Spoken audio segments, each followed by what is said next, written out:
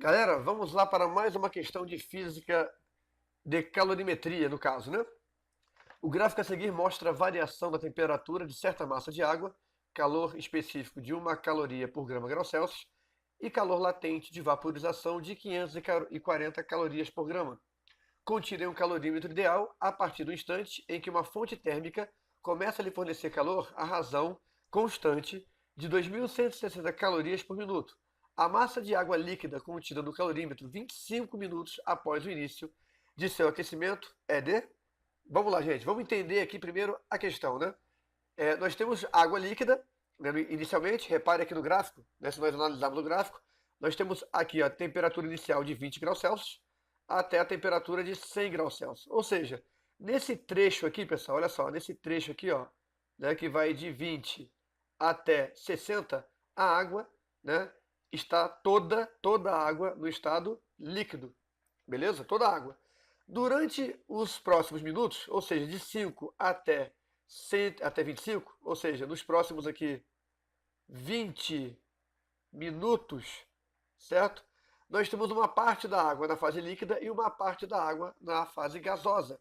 Nós não sabemos qual é a quantidade que restou de água líquida nesse pedaço de 5 a 25. Por quê? Porque quando a temperatura permanece constante, isso é um indicativo que houve mudança de fase, ok? Por quê, gente? Porque toda vez que a matéria, que a substância troca de fase, muda de fase, né, do líquido para o gasoso, que é o caso da questão, toda a energia fornecida é usada para quebrar as interações intermoleculares.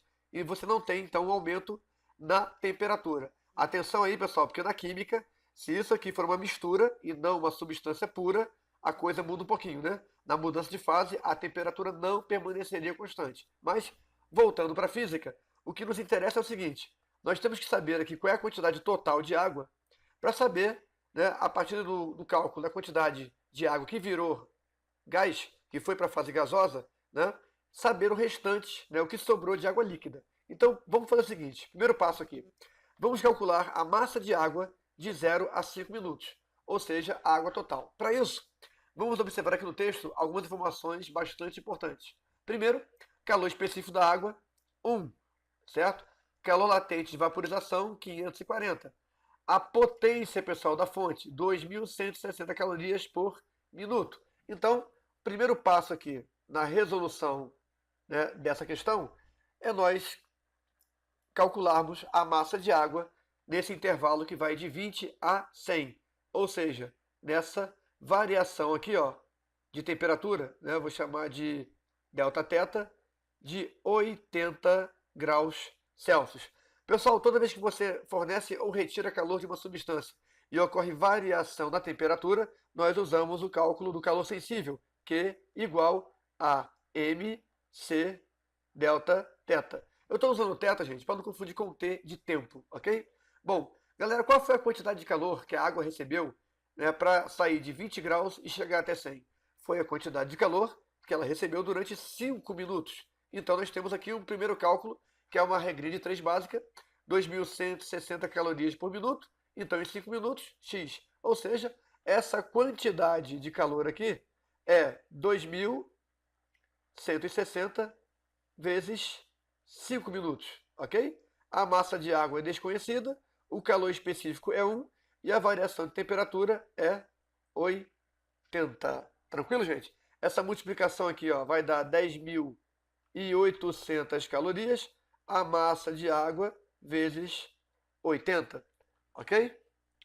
Bom, dividindo 10.800 por 80, nós vamos encontrar uma massa de água de 135 gramas. Pessoal, repare, dá uma olhadinha aqui, ó, na letra A, certo? Vou marcar um pontinho de leve aqui. 135. O aluno distraído, né, ou com alguma bobeira cometida aqui na resolução, ele pode já marcar a letra A achando que é a resposta. Mas veja, a pergunta não foi qual é a quantidade de água total contida no calorímetro. A pergunta foi qual é a massa de água líquida contida no calorímetro 25 minutos após o início do seu aquecimento. Nós não sabemos, galera, nesse trecho aqui, ó, da mudança de fase, qual é a quantidade de água que evaporou, certo? Então, isso aqui, na verdade, é o quê? Isso é a quantidade de água total que foi colocada no calorímetro, ok? Bom, qual seria agora, pessoal, o segundo passo, né? O segundo passo para resolver essa questão é o seguinte. Vamos pegar agora um intervalo de 20 minutos, que vai de 5 a 25, e calcular a massa de água que evaporou nesse intervalo de tempo. Por que evaporou? Porque é justamente aqui, quando a temperatura se estabiliza, em que há a mudança de fase. Então, como aqui não há mudança de temperatura, e sim de fase, usamos a fórmula do calor latente, o famoso Q igual a ml. O Q macete, na primeira parte da questão, e o Q mole na segunda parte. Mas, gente, e esse calor aqui, né? Qual seria essa quantidade de calor? É a potência da fonte, 2160, ok? Vezes o intervalo de tempo, de 5 para 25, 20 minutos. Eu vou multiplicar isso por 20, certo? A massa eu vou descobrir, e o calor latente de vaporização da água é de 540 calorias por grama. Tá aqui, ó. Foi dada na questão. Beleza? Multiplicando isso aqui, pessoal, nós vamos descobrir aqui o valor do calor utilizado, né, nessa parte aqui do cálculo, ou seja, na mudança de fase. Galera, então aqui, ó, vamos ter essa multiplicação.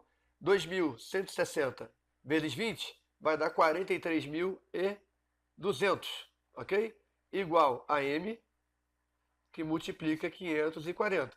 Resolvendo essa divisão aqui, vamos encontrar 80 gramas. Pessoal, muita atenção aqui, tá? Esse 135 é o total de água, ok? O que são esses 80 gramas aqui? Isso aqui, pessoal, é a quantidade de água que virou, né? Aliás, que se vaporizou aqui, certo? Beleza? Então, esses são os 80 gramas que foi para o estado gasoso. Se o total é 135 e 80 foram para o estado gasoso, então a resposta da questão, ou seja, quanto restam de água no calorímetro, é o total de água, beleza? 135 gramas, menos a parte que evaporou, 80 gramas.